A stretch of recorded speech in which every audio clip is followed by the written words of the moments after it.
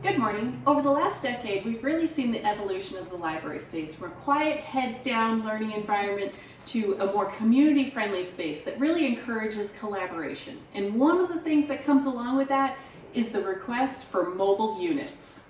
Hale Manufacturing is our partner for all things library, and like Tara said, we can do all things mobile like service desks, display units, browser bins, benches, and bookcases.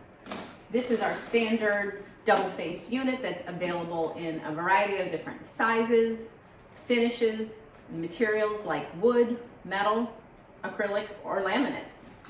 And we can even do the mobile units curved.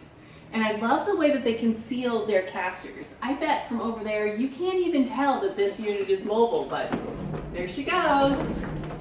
So Hale is on New York State contract. They're located in Utica, New York, and we love to do factory tours. In fact, I was just there yesterday with some customers. Thanks for joining us for this minute. We'll see you next week.